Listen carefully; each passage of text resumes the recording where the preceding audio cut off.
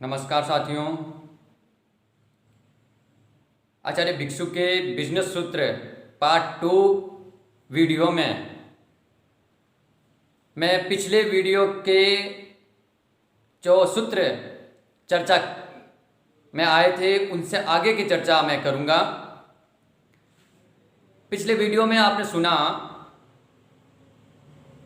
कि आचार्य भिक्षु के जीवन से, सिद्धांतों से और उनके विचारों से जो बिजनेस को बढ़ाने के सूत्र हमें प्राप्त हुए हैं, उन सूत्रों की मैं चर्चा करने वाला हूं और एक नए कोण से आचार्य भिक्षु को समझने का हम प्रयास करने वाले हैं। मैंने पिछले वीडियो में जो सूत्र मैंने बताए थे, उन सूत्रों की कुछ चर्चा मैं करूंगा, कुछ व्याख्या करूंगा, फिर अगले सूत्र पर चर्चा करूंगा। पिछले वीडियो में मैंने बताया था कि आचार्य भिक्षु ने जब गृह का त्याग किया था तो उससे पहले उन्होंने माइंड में मानसिक तौर पर एक व्यूहरचना की थी और वो व्यूहरचना थी लक्ष्य का निर्माण। क्योंकि जब कोई चीज़ प्रारंभ करते हैं या कहीं जाने की मानसिकता बनाते हैं तो हमें पता होता है कि जाना कहाँ है। वैसे ही बिजनेस फील्ड में भी यह आवश्यक है कि हम एक लक्ष्य का निर्माण करें। मैंने दूसरी चर्चा की थी लक्ष्य कैसा हो। आचार्य भिक्षु ने जो लक्ष्य की चर्चा की थी या लक्ष्य का निर्माण जो किया था, निर्धारण जो किया था, वो था आत्मशुद्धि, यानी कि मोक्ष की प्राप्ति। मोक्ष की प्राप्ति का अगर लक्ष्य बनाया है तो इसका मतलब था कि इससे बड़ा कोई लक्ष्य नहीं है। सबसे आत्मशुद्धि के मामले में सबसे बड़ा लक्ष्य है मोक्ष को प्राप्त करना। जीवन का सबसे बड़ा लक्ष्य कह सकता हूं इसे।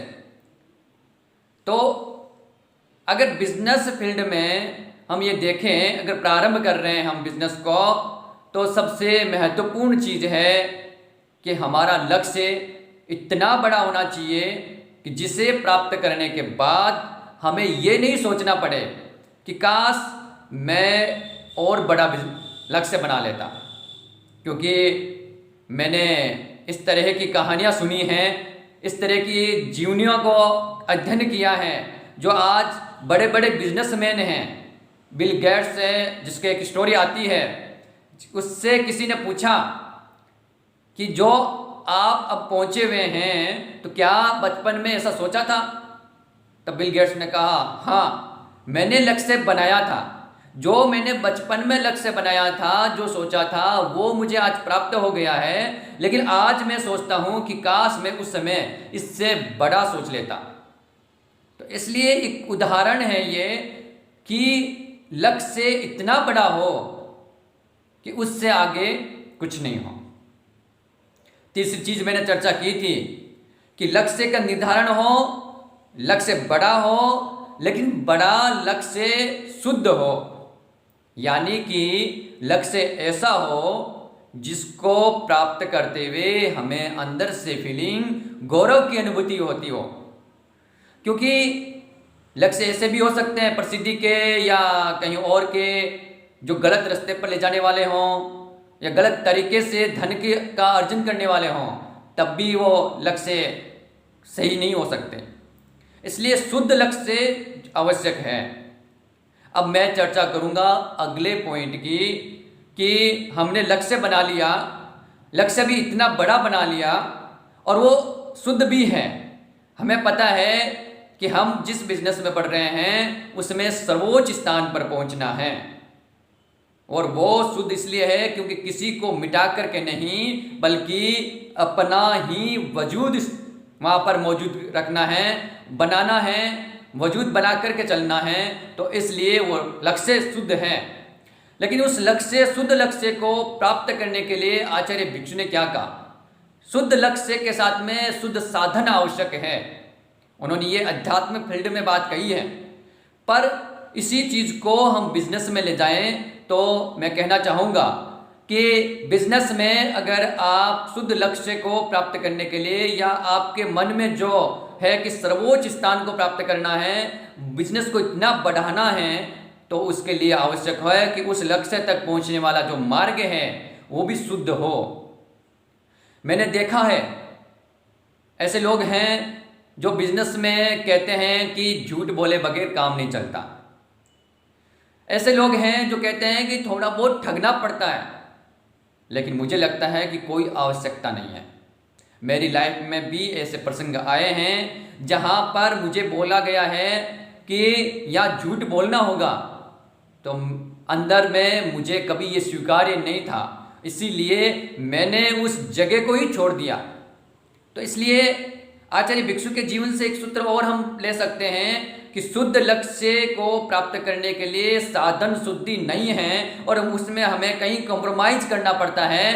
तो हमें आचार्य भिक्षु ने जिस तरीके से गण को त्यागा था, गुरु रघुनाथ जी के सानिध्य को, मार्गदर्शन को छोड़ करके अपना स्वतंत्र रूप से प्रारंभ कर दिया था, तो वैसे ही क्योंकि उन्होंने एक संदेश दिया कि सत्य के मार्ग पर अगर वो चल रहे हैं और उसमें कोई बाधा बन रहा है या उसमें सत्यता की कहीं और खोज नहीं है या लक्ष्य जिस मार्ग पर चल रहे हैं उससे लक्ष्य की प्राप्ति नहीं होने वाली है, तो हमें मार्ग बदलना चाहिए, उसमें कहीं संकोच नहीं करना चाहिए। अगर ये कहीं भी अंदर में लगता हो तो आचार्य भिक्षु के इस सिद्धांत को, इस घटना को आप बिजनेस फील्ड में भी अपनाइए कि अगर आपका भरोसा, आपको दूसरों का भरोसा जीतना है तो शुद्ध यानी कि सत्यता के मार्ग पर बिजनेस में भी चलिए। अगर आप क्वालिटी देते हैं तो क्वांटिटी अपना आप बढ़ जाएगी, और क्वांटिटी बढ़ने का मतलब है कि आपका बेनिफिट है वो बढ़ेगा, दुगुना तिगुना होता चला जाएगा और आप बिजनेस में सक्सेसफुल बन जाएंगे। इसलिए आज इतनी ही चर्चा करूंगा, एक ही पॉइंट काफ़ी है और आपको समझना ये है कि लक्ष्य का निर्माण कर लिया, लक्ष्य बड़ा है, शुद्ध है, और शुद्ध लक्ष्य को प्राप्त करने के लिए जो मार्ग आपने चुना है वो मार्ग भी शुद्ध हो, किसी को अहित करके, किसी का अहित करके नहीं, किसी का ठेस पहुंचा करके नहीं, किसी को ठग करके नहीं, बल्कि सत्यता के मार्ग पर चल करके आप करेंगे तो भरोसा जीतेंगे, और भरोसा जीतना ही बिजनेस की सक्सेस है।